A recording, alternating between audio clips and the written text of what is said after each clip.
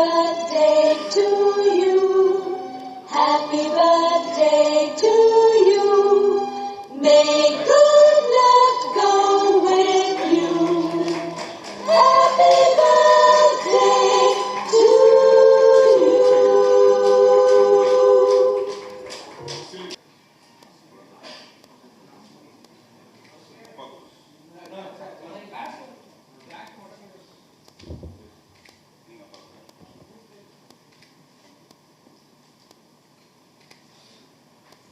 அனைவருக்கும் வணக்கம். இது ஒரு பெரிய சர்ப்ரைஸாக இருக்குது. சார் எதுவும் சொல்லலை. பட் இமானை பற்றி நான் சொல்லணும்னா, எனக்கு அவர் பல விதங்களில் முன்னுதாரணமாக இருக்கிறாரு. நான் நிறைய விஷயங்களை நான் கொஞ்சம் அவசரமாக சில விஷயங்களை நான் யோசிப்பேன். ஆனால் இமான் ரொம்ப நிதானமாக அவர் யோசிக்கிறத வச்சு கரெக்டாக இருக்கும் எல்லாமே. கிட்டத்தட்ட என்னுடைய மனைவியினுடைய நல்ல குணங்கள் அத்தனையுமே இமான்ட்ட அப்படியே இருக்குது. இன்னும் அதிகமாக இருக்குதுன்னு சொல்லுவேன். என்கிட்ட இருக்கிற நல்ல குணம் இருக்குதானே நான் சொல்ல முடியாது. பட் என்கிட்ட இருக்கிற கெட்ட குணம் நிச்சயமாக இல்லைன்னு நான் சொல்லுவேன். அதான் நான் அவசரப்படுறது, எல்லா விஷயத்துலையுமே நான் கொஞ்சம் அவசரப்படுவேன். அந்த அவசரம் இமான்ட்ட இருக்கவே இருக்காது. அது ரொம்ப நான் பார்த்து வியந்த விஷயம். இமான் சார் பார்த்திபன் சாரோட சேர்ந்து ஒர்க் பண்ணணும்னு நினைக்கும் போது எனக்கு ரொம்ப சந்தோஷமாக இருந்துச்சு. ஏன்னு கேட்டிங்கன்னா, அவரெல்லாம் ஒரு மிகப்பெரிய லெஜெண்டு. அவர்கிட்ட முதல்ல யோசித்தோம் என்னென்னா, நம்மளும் அவர் ஒத்துக்குவாரா அப்படின்னு யோசித்தோம். அந்த அளவுக்கு நான் என்னுடைய மனசில் ஏற்பட்டதை சொன்னேன். பட்டு கடவுள் அந்த தருணத்தை எங்களுக்கு கொடுத்தாரு. சாரோட சேர்ந்து ஒர்க் பண்ணுறது எங்களுக்கு மிகப்பெரிய அதிர்ஷ்டமாக இருக்குது. எல்லாரும் எங்களுக்காக ப்ரே பண்ணுங்கள். 3 பிள்ளைகளுக்காக முக்கியமாக ப்ரே பண்ணுங்கள். எல்லாருக்கும் வணக்கம். நான் இது மாதிரிலாம் முன்னாடி பேசினதில்லை. ஸோ இவர் பற்றி சொல்லணுன்னா நிறையா பேசலாம்.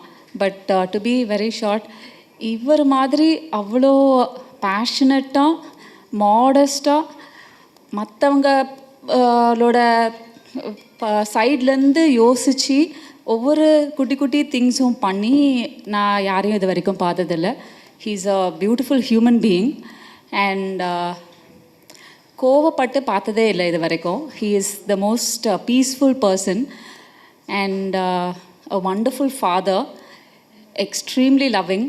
அந்த லவ்வுங்கிறது ஃபேமிலிக்கு மட்டும் இல்லை, எல்லாருக்குமே அதை அவர் கொடுப்பார்.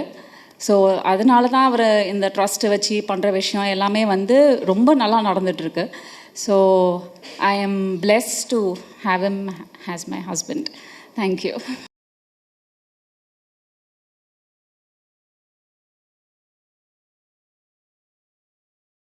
இல்லை, இந்த ஓவியத்தை ரொம்ப சிறப்பான ஓவியத்தை இதை கொடுத்தது ஸ்ரீதருக்கு தான். ஸ்ரீதர், தேங்க்ஸ். என் அப்பா சாங் எனக்கு பிடிக்கும். அவ்வளோதான், சூப்பராக இருக்கு.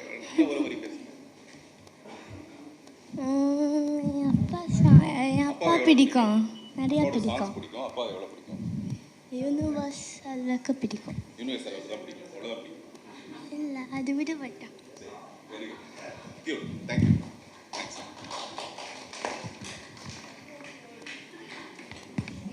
எல்லா துதிகன மகிமையும் இயேசு கிறிஸ்து ஒருவருக்கே. ரொம்ப சந்தோஷம். இப்படி ஒரு நிகழ்வை ஏற்படுத்தி கொடுத்த பார்த்திபன் சாருக்கு என்னுடைய மனமார்ந்த நன்றிகளை தெரிவிச்சுக்கிறேன். ஆச்சு இத்தனை வருடங்கள் திரைப்பயணம், இசைப்பயணம், think stepping in to 23rd year, 24th year, 23rd yearன்னு நினைக்கிறேன் ஃபிலிம் இண்டஸ்ட்ரிக்குள்ளே. அண்ட் நிறைய பர்த்டேஸ் பார்த்தாச்சு. அதில் நிறைய பர்த்டேஸ் ரொம்ப சந்தோஷமான பர்த்டேஸ் நடந்திருக்கு. கொஞ்சம் சோகமான பர்த்டேஸும் நிறையா இருந்திருக்கு. ஆனால் இந்த பர்த்டே ரொம்ப ஸ்பெஷலாக ஆக்கின இந்த அகிரா டீமுக்கும் பார்த்திபன் சாருக்கும் இந்த டோட்டல் டீமுக்கு என்னுடைய நன்றியை தெரிவிச்சுக்கிறேன். ஏன்னா இப்படி ஒரு செட்டப் நான் எதிர்பார்க்கவே இல்லை சார். நீங்கள் சின்ன லீடு கூட கொடுக்கல, எல்லாமே சர்ப்ரைஸாக தான் இருக்குது. ரொம்ப ரொம்ப நன்றி. அண்டு இத்தனை வருடங்களாக ஊடகம் எவ்வளோ சப்போர்ட்டிவாக இருந்திருக்கீங்கன்றது நான் வார்த்தைகளில் சொல்ல முடியாது. அது அவ்வளோ விஷயங்கள் நடந்திருக்கு. என்னை நிறைய விஷயங்கள் என்னை பக்குவப்படுத்தியிருக்கீங்க.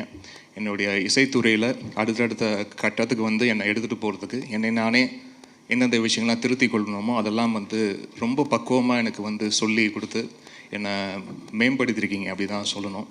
அதுக்கு ஊடகம் நண்பர்கள் அனைவருக்கும் என்னுடைய நன்றியை தெரிவிச்சுக்கிறேன்.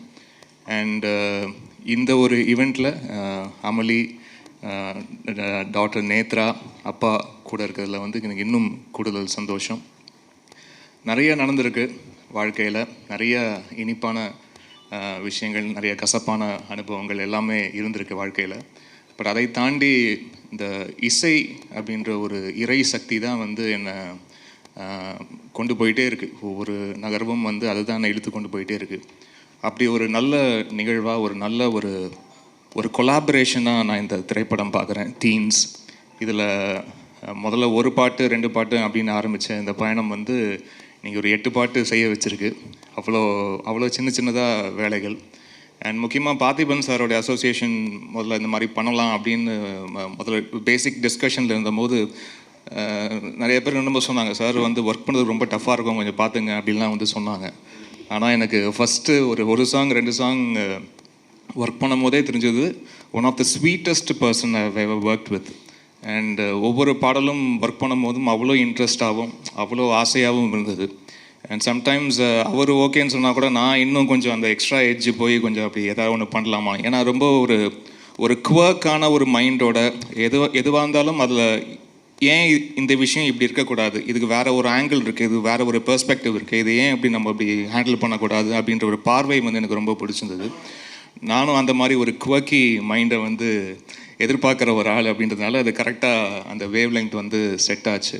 அண்ட் ரொம்ப ஒரு இனிமையான அனுபவமாக இருந்தது இந்த 7-8 பாடல்கள் ஒர்க் பண்ணும் போதும். ப்ளஸ் அவருடைய வரிகளுக்கும் இசையமைச்சிருக்கேன் இந்த திரைப்படத்தில். எல்லா பாட்டும் அவர் தான் எழுதியிருக்காரு. ஒரு பாடல் மட்டும் ரேப் இசையில் வந்து அறிவு வந்து எழுதியிருக்காரு, கூட சேர்ந்து அவர் எழுதியிருக்காரு. மற்றபடி ப்ரிடாமினண்ட்டாக அவர் தான் எழுதியிருக்காரு இந்த பாடல்களில். ரொம்ப சந்தோஷம். நிறைய வெரைட்டி ஆஃப் சாங்ஸ் இதில் வந்து பண்ணியிருக்கோம். ஏன்னா நிறைய திரைப்படங்கள் இதுக்கு முன்னாடி ஒர்க் பண்ணியிருக்கேன். ஜான்ரர் ஸ்பெசிஃபிக்காக இருக்கும். இது வந்து ஒரு ஃபோக் மியூசிக்னால் முழுக்க ஃபோக் மியூசிக்காக இருக்கும், இல்லாட்டி வந்து முழுக்க ஒரு வெஸ்டர்ன் கிளாசிக்கல் தேவைப்படுறது தான் வெஸ்டர்ன் கிளாசிக்கலாக இருக்கும்.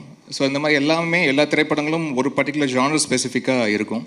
இதில் அப்படி இல்லாமல் கொஞ்சம் கலந்து கட்டி அடிக்கிற மாதிரியான சாங் சுச்சுவேஷன்ஸ் வந்து ஏற்படுத்தி கொடுத்துருக்காரு. இது ஏன் இப்படி இருக்கலாம், இது ஏன் இப்படி இருக்கக்கூடாது அப்படின்ற நிறைய கேள்விகள் வந்து நிறைய விஷயங்கள் என்னை வந்து க்ரியேட்டிவ் மைண்டுக்குள்ளே நிறைய ப்ரொவோக் பண்ணுச்சு. அது நிறையா ஒர்க் பண்ணியிருக்கோன்னு நம்புகிறேன் நான்.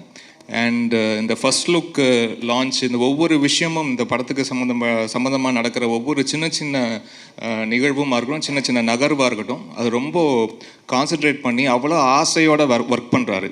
அப்படி இருக்கிற டெக்னீஷியன் வந்து நான் ரொம்ப விரல விட்டு எண்ணக்கூடிய டெக்னீஷியன் தான் பார்த்துருக்கேன் கடந்த 23-25 வருஷத்தில். 23 வருஷம் வந்து சினிமா வாழ்க்கை. அதுக்கு முன்னாடி நான் சின்ன திரையில் ஆரம்பித்தது பார்த்தா இன்னும் டோட்டலாக ஒரு 27-28 வருஷம் வருது. நான் இதுக்குள்ளே தான் இருந்திருக்கேன், இசையை தவிர்த்து வேறு எதுவும் தெரியாது நம்மளுக்கு.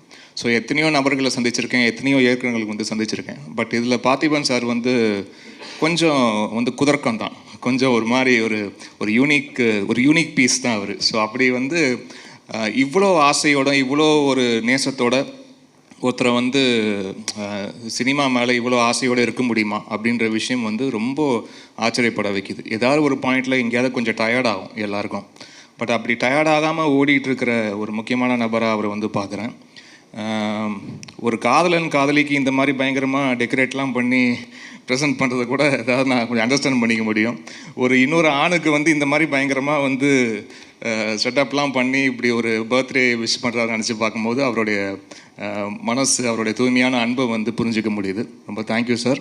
இது வந்து நான் எதிர்பார்க்கவே இல்லை. ரொம்ப அழகான நிகழ்வாக ஏற்படுத்தி கொடுத்துருக்கீங்க. ரொம்ப மறக்க முடியாத பர்த்டேவாகவும் இது ஏற்படுத்தி கொடுத்துருக்கீங்க. நன்றி சார். அண்ட் கால்வெல் சாருக்கும் ரஞ்சித் சாருக்கும் வந்திருக்க தயாரிப்பாளர்கள். இன்னும் ஒருத்தர்கிட்ட நான் ஃபோனில் மட்டும் தான் பேசிக்கிட்டு இருக்கேன், இன்னும் ஒருத்தர் நான் சந்திக்கலை. ஸோ அவருக்கும் என்னுடைய நன்றியை சொல்லிட்டுருக்கேன். And thank you so much for this சின்னதாக க்யூட்டாக ரொம்ப அழகாக இப்படி ஒரு மேடை, இந்த மேடையில் இப்படி ஒரு மேடை ஏற்படுத்தி கொடுத்துருக்கீங்க. Thank you so much sir. நன்றி. Ladies and gentlemen, it's my pleasure to be here today to present an award on behalf of the World Records Union. We are gathered here to celebrate the theatrical premiere of the first look of feature film titled Teens, directed by Mr. Radhakrishnan Parthiban, music composed by Mr. D. Iman, cinematography by Mr. Geomic Ari, and edited by Mr. Sudarsan. This is a momentous occasion for the entire team behind the film, as they have achieved a remarkable new record. The World Records Union is proud to recognize their achievement and honor them with this award. I would like to take this opportunity to congratulate the entire team behind Teens for their hard work, creativity, dedication. Your passion for cinema has resulted in a truly remarkable film that has set a new standard for the industry. I would also like to thank the World Records Union for giving me this opportunity to present this award. It's an honor to be a part of an organization that recognizes and celebrates excellence in all fields. Once again, congratulations to the team behind Teens on this incredible achievement. I wish you all the best for the future and look forward to seeing more groundbreaking work from the teams in the years to come. Thank you so much. Good afternoon, everyone. As previously stated, my name is Christopher. I am a regional adjudicator for the World Records Union. We are proud to recognize this record attempt and provide the facilitation certificate up here on stage today.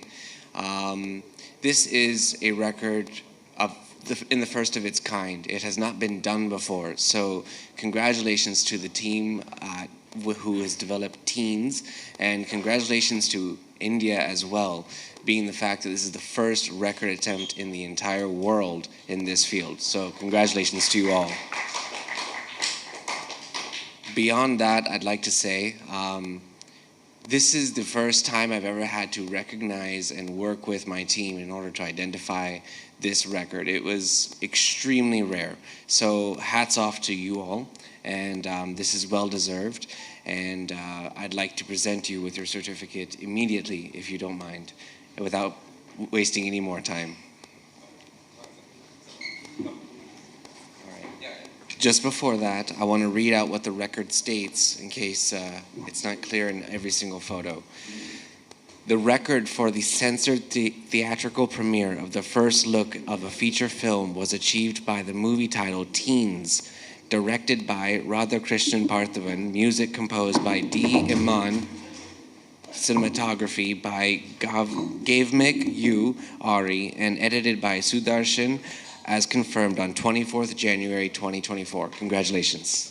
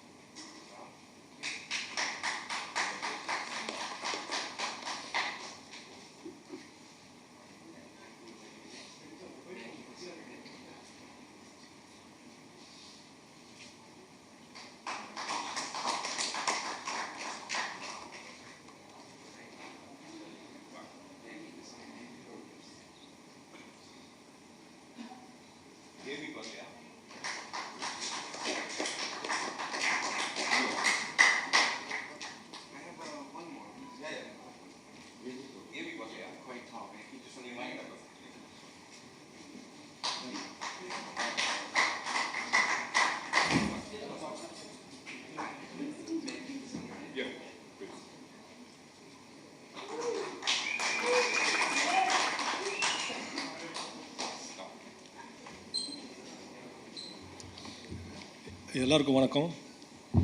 Happy பர்த்டேண்ணா. அப்புறம் உலக சாதனை படித்ததுக்கு பார்த்திபண்ணா ரொம்ப நன்றி. Thanks. அனைவருக்கும் வணக்கம். பத்திரிகை நண்பர்கள், இந்த படத்தில் பாடல் வரிகள் முழுக்க பார்த்திபன் சார் எழுதியிருக்காரு. அதில் ஒரு வரி ரொம்ப மனசுக்கு ஒட்டிய வரி இந்த இடத்துல சரியாக பதியும்னு நினைக்கிறேன். ஸ்ரேயா கோஷல் பாடியிருக்காங்க அந்த பாட்டை. அதில் உன் கண்ணெல்லாம் பல்லிழிச்சதேன்னு சொல்லிட்டு இசைக்கு இமானுடைய பிறந்த நாளில் அவருடைய கண்கள் எல்லாம் சிரிச்சுக்கிட்டே இருக்குங்கிறது தான் இந்த இடத்துல உண்மையான தருணமாக நான் சொல்லணும்னு நினைக்கிறேன். உறுதியாக சரியா இல்லையா? அதை விட அந்த இசைக்கு மானுக்கு இப்படிப்பட்ட அப்பா கிடைத்தது ஒரு பெரிய ஒரு வாய்ப்பு. ஒரு இடத்துலையும் தந்தை மகனுக்கு ஆற்றும் உதவி அவனொன்றான் கடன் சொல்லிட்டு சொல்லுவாங்க. அந்த மாதிரி ஒரு மகனை ஊர் உலகமே பாராட்டுறதை பார்க்கக்கூடிய தந்தையினுடைய தருணம் உலகத்தில் ஒப்பிட முடியாத தருணம். அந்த தருணத்தை இப்போ நீங்கள் முழுமையாக உணர்ந்திருப்பீங்க. ஒரு ஆசிரியர், ஆசிரியரினுடைய மகன் இந்த படத்துக்கு அவ்வளோ ஒரு அழகான ஒரு இசையை அமைச்சு கொடுத்த ஒவ்வொரு இந்த பார்த்துருப்பீங்க நீங்கள். எவ்வளோ பேருக்கு உங்களுக்கு இந்த இசை பிடிச்சதுன்னா ஒரு கை தட்டினீங்கன்னா அதனுடைய அந்த ட்ரைலருடைய பேக்ரவுண்ட் எந்த அளவு பேசியிருக்கோம் அப்படிங்கிறது இருக்குது. எப்பயுமே அதிகமாக பேசாத இமானே இப்போ பேச ஆரம்பிச்சிருக்காரு. அது பார்த்திபன் இம்பேக்டு, அது உங்களுக்கு எல்லாத்துக்குமே தெரியும். அந்தளவு பேசியிருக்காரு. அதனால் இந்த படம் அதுவும் ஒரு டீன்ஸ் மூலிமா ஒரு டீன் குழந்தையோடு இந்த அவார்டை வாங்கிறது, அவருடைய மகள் கையாலேயே வாங்கிறதுங்கிறது ரொம்ப மகிழ்ச்சி. இது இரவி நிழல் அப்படி ஒரு கடின உழைப்புக்கு அது மாதிரி ஒரு படம். அந்த ஒரு படத்தில் வேலை பார்த்தவங்க எல்லாரும் ஒரு 100 படத்துக்கு வேலை பார்த்ததற்கு சமம். அப்படிப்பட்ட உழைப்புக்கு பின்னாடி இந்த படம் வந்திருக்கு. அவருடைய உழைப்பு ஒரு சுகமான சுமைகளை குடும்பத்தோடு அவர் இமானுக்கு கொடுத்த இந்த மரியாதைக்கு என்னுடைய வாழ்த்துகள். தொடரட்டும் உங்களுடைய திரைப்பணி, உங்களுடைய தமிழ் பணி. நன்றி, வணக்கம். டீன்ஸ் இதனுடைய அந்த லேட்டஸ்ட்டு ஒரு படம். நான் முதல்ல மற்ற ஃபங்க்ஷனுக்கெலாம் போகும்போது நிறைய ப்ரிப்பேர் பண்ணிட்டு போவேன், என்ன பேசுகிறதுன்னு சொல்லிட்டு. என்னுடைய ஃபங்க்ஷனில் அந்த ஃபங்க்ஷனை நான் எப்படி பண்ணுறதுங்கிறதே எனக்கு ஒரு பெரிய ப்ரிப்பரேஷனாக இருக்கும். ஒரு 3 நாள் தொடர்ந்து இதையே பண்ணிகிட்ருப்போம். தமிழ் சட்டையை பார்த்துருப்பீங்க நீங்கள், தெரியும். இது கலைஞருடைய அந்த 100ஆண்டு விழாவில் பேசுகிறதுக்காக ஸ்பெஷலாக தச்சு எடுத்துகிட்டு போனேன். சில மேடையில் நமக்கு வாய்ப்பு கிடைக்காது. நம்ம உள்ளூரில் பெரிய ஆளாக இருப்போம். வெளியூருக்கு போனோன்னே அங்கே கொஞ்சம் முதலிடம் கிடைக்கிறதே கொஞ்சம் கஷ்டமாக இருக்கும். அந்த மேடை அந்த மாதிரி தான், ரொம்ப ஷார்ட்டாக முடிக்க வேண்டியிருந்ததுனால அந்த வாய்ப்பு எனக்கு கிடைக்கல. அதனால் அந்த சட்டையை நான் இதுக்கு போட்டு போனேன். நான் மட்டுமே இல்லை, பெரிய பெரிய ஸ்டார்ஸ் உட்பட பார்த்தீங்கன்னா வேறு ஒரு இடத்துக்கு போய் முதல் வரிசையில் நமக்கு இடம் கிடைக்குமாங்கிறதே ஒரு பெரிய பிரச்சனையாக இருக்கும். நான் சொல்கிறது புரியும்னு நினைக்கிறேன். அதனால் நான் எனக்குன்னு ஒரு தனி இடத்தை நானே ஏற்பாடு பண்ணிக்கணும்னு ஆசைப்படுவேன். புதிய பாதையிலிருந்து இது வரைக்குமே பெரிய ஸ்டார்ஸை வச்சு படம் எடுக்கணுன்னோ அந்த மாதிரிலாம் இல்லாமல் ரொம்ப இந்த சினிமா மேலே இருக்கிற ஒரு காதலில் கிட்டத்தட்ட 33-34 வருஷமாக இப்போ எல்லோரும் சொன்ன மாதிரி ரொம்ப வித்தியாசமாக யூனிக்காக இது எல்லாமே வேறு வேறு வார்த்தைகள் அவ்வளோதானே தவிர இந்த சினிமாவுக்குள்ளே நம்ம நிரந்தரமாக இருக்கிறதுக்கு என்ன பண்ணுறது. அப்போது வித்தியாசமான ஏதோ ஒரு முயற்சிகளை மற்றவங்க பண்ணதை விட வேறு ஒன்று பண்ணோம்னா டெஃபினட்டாக அதுக்குன்னு ஒரு அங்கீகாரம் இருக்கும் அப்படிங்கிற ஒரு எண்ணத்தில் ஒத்த செருப்பு மாதிரியோ இரவு நிழல் மாதிரியோ படம் பண்ணிவிட்டு இப்போ நான் டீன்ஸில் இறங்கியிருக்கேன். இந்த படம் இந்த ஃபஸ்ட் லுக்கை பார்த்த உடனே நிறைய பேருக்கு பயங்கர, நான் தேட்டராக போனேன். இதுதான் ஃபஸ்ட்டு டைம் இந்த ஃபஸ்ட் லுக்கை ஸ்க்ரீனில் ரிலீஸ் பண்ணால் எப்படி இருக்கும் அப்படின்னா அதுக்கு சென்சார் சர்டிஃபிகேட் வேணும்னாங்க. ஒரு நாள் ராத்திரி உடனடியாக சென்சார் போர்டு ஆஃபீஸர்கிட்ட கேட்டேன். அவர் சொன்னார் இந்த மாதிரி இது வரைக்கும் சென்சார் சர்டிஃபிகேட் யாருமே வாங்கி ரிலீஸ் பண்ணதில்லை அப்படின்னோடனே நான் பயங்கர குஷி ஆகிட்டேன். இது வரைக்கும் யாருமே பண்ணதில்லைன்னா அதை நம்ம பண்ணணும் அப்படின்னு அந்த சென்சார் சர்டிஃபிகேட்டை வாங்கி ஸ்க்ரீனில் ரிலீஸ் பண்ணேன். அதுக்கு தான் இந்த வேர்ல்டு புக் ஆஃப் ரெக்கார்ட்ஸோட ரெகக்னைசேஷன். அதுக்கு ரொம்ப நன்றி மிஸ்டர் கிறிஸ்டோஃபர் டெய்லருக்கு. எனக்கு இது முன்னாடி தெரிஞ்ச ஒரே டெய்லர் எலிசபெத் டெய்லர் தான். இப்போ தான் எனக்கு கிறிஸ்டோஃபர் டெய்லர் தெரியுது. அவர் டெய்லர் கொஞ்சம் லேட் பண்ணிட்டார் போல இருக்கார், அதனால் லேட்டாக வந்திருக்கார். நீங்கள் யாராவது ஒருத்தர் அப்புறமெல்லாம் ட்ரான்ஸ்லேட் பண்ணிங்க. மேடம் அவர்களுக்குமே என்னுடைய நன்றி, என்னுடைய நண்பர் விவேக் அவர்களுக்கு நன்றி. இந்த படம் நான் செய்கிறதுக்கு ரொம்ப முக்கியமான காரணம் எனக்கு முன்னாடி பேசின திரு கால்டுவெல் வேல் நம்பி அவர்கள், தம்பி ரஞ்சித், இன்னும் 2 பேர் இருக்காங்க, மிஸ்டர் பாலா சுவாமிநாதன், டாக்டர் பிஞ்சி ஸ்ரீனிவாசன். இவங்க ஒரு 4-5 நண்பர்கள். என்னுடைய இரவு நிழலுக்கும் அவங்க தான் தயாரிப்பாளர்கள். அதில் வந்து ஒரு மிகப்பெரிய லாபமாக அந்த படம் அமையல. ஒரே லாபம் எனக்கு என்ன பெரிய சந்தோஷமாக இருந்ததுன்னா, ஒரு சிங்கிள் ஷார்ட் ஃபிலிம், உலகத்தில் இது வரைக்கும் யாரும் முயற்சி பண்ணாத ஒரு நான் லீனியர் ஃபிலிம் நான் எடுக்கணும்னு ஆசைப்பட்டேன்.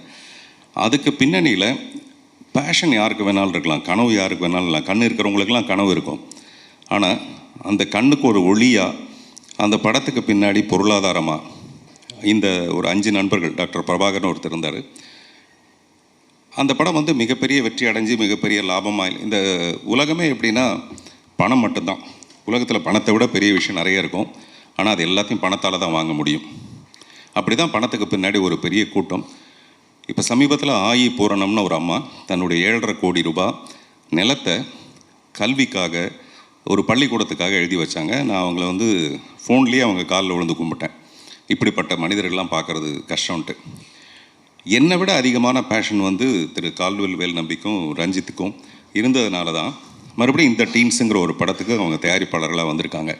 இப்போ இந்த படத்தை என்ன விலைக்கு விற்க முடியும், எவ்வளோ லாபம் வரும், அது எதுவுமே அவங்களுடைய எதிர்பார்ப்பு கிடையாது. என்னுடைய கனவுக்கு ஒத்துழைக்கணும், அவ்வளோதான். ஸோ அதனால் அவங்களுக்கு காலத்துக்கு நான் நன்றி சொல்லலாம்.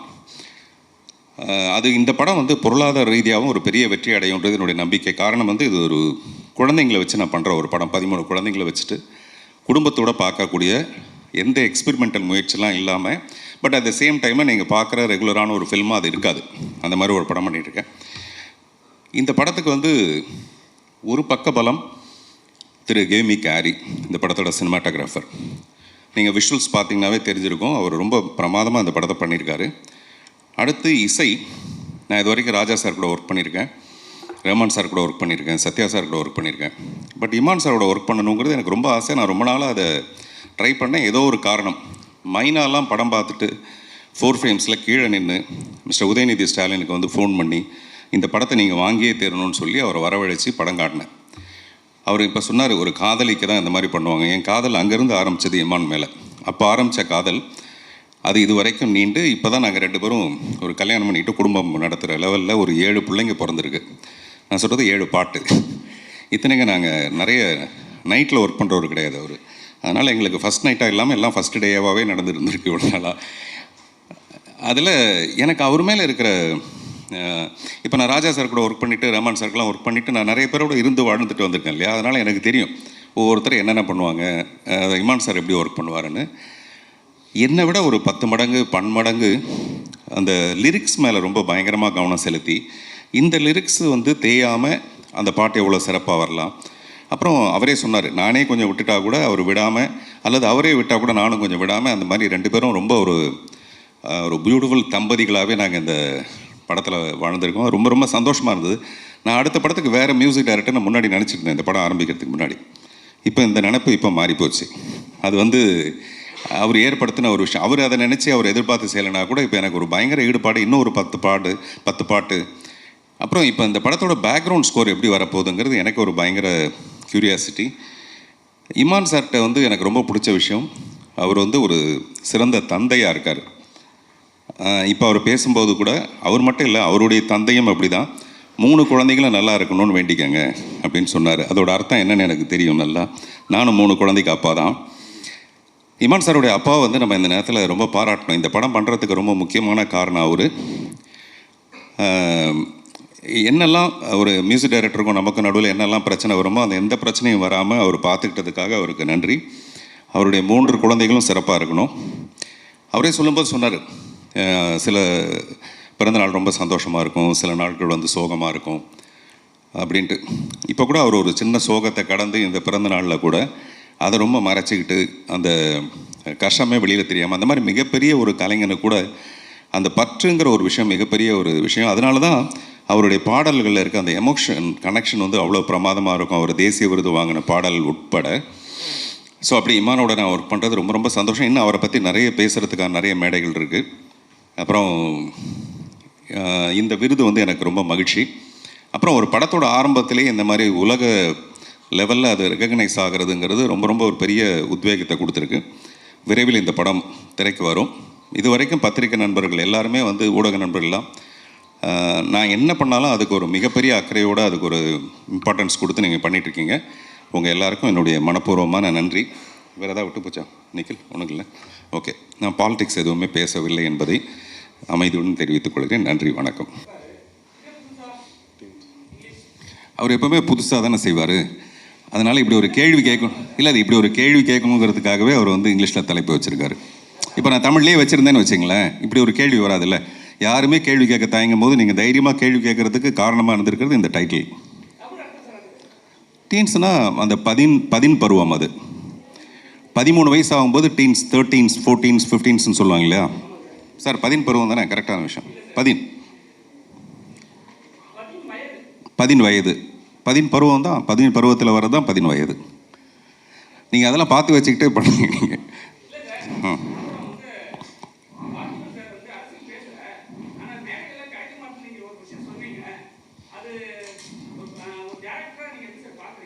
எதை?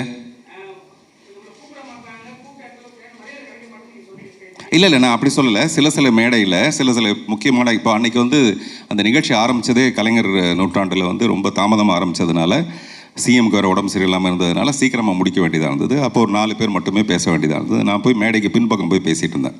எனக்கு அந்த மாதிரி ஒரு வாய்ப்பு கிடச்சி பின்னாடி போய் பேசிகிட்டு இருந்தேன் நான். அதனால் நான் அதை என்ன சொன்னேன்னா, பாசிட்டிவாக சொன்னேன். எல்லா மேடையிலையும் எல்லாருக்கும் வாய்ப்பு கிடைக்காது, நீங்கள் சமீபத்தில் இருக்கிற மேடையெல்லாம் கூட பார்த்துருப்பீங்க அப்படின்னு சொன்னேன் நான். Any more questions?